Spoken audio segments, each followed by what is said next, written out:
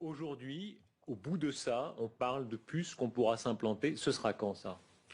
Certainement dans les 10 années à venir. Et d'abord, on va les implanter dans nos vêtements, c'est-à-dire wearables, comme on le dit. Et après, on pourrait s'imaginer qu'on les implante dans nos cerveaux ou dans nos topos. Et à la fin, peut-être il y a une communication directe entre notre cerveau et le monde digital. Ce que nous voyons, c'est une sorte de fusion du monde physique, digital et biologique. No, I think maybe in a couple of decades, when people look back, the thing they will remember from the COVID crisis is this is the moment when everything went digital. And if this was the moment when everything became monitored, that we agreed to be surveyed all the time, not just in authoritarian regimes, but even in democracies. And maybe most importantly at all, this was the moment when surveillance started going under the skin. Started going under the skin.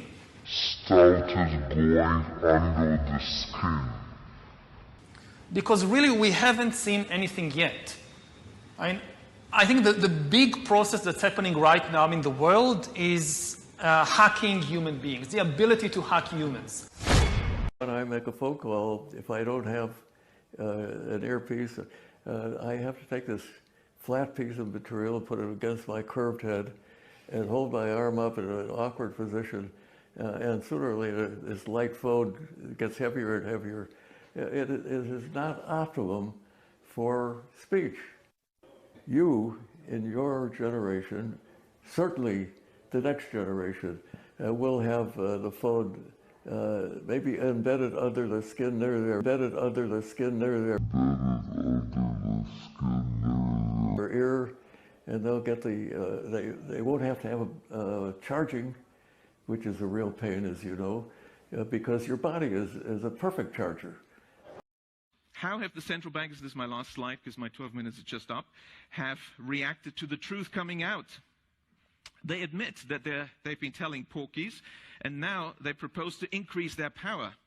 So central bankers belatedly admit, oh, now that you've mentioned it, yes, banks create the money supply. So let's abolish that now. And also, by the way, let's abolish cash.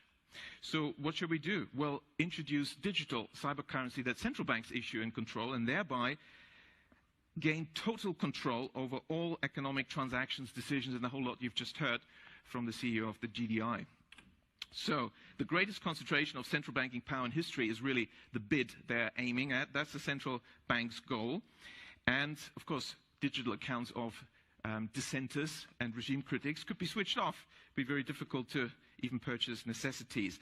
So this is an Orwellian dystopia of total control, the end of any freedoms. That's really what central banks are aiming at. Several central banks have, like the Bank of England, already prepared their microchip implant RFID chip to be implanted under your skin. Microchip implant RFID chip to be implanted under your skin. Microchip implant RFID chip to be implanted under your skin. And why is the sudden discussion about universal basic income from all the grassroots and inverted commas movements and billionaires? Oh, universal basic income is the bribe for you to accept the microchip.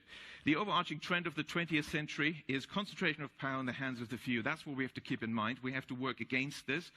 We don't want to have these unaccountable central planners making decisions. We need decentralization, and the solution, therefore, is to maintain public money in the hands of local community banks, decentralize decision-making, give local people the power in the form of local public banks and local not-for-profit community banks. As I walked in, I was delighted to see that the Gottlieb Duttweiler Institute is also about Genossenschaften, cooperatives, and of course, the majority of banks in Germany are cooperative banks, and that's really what we need.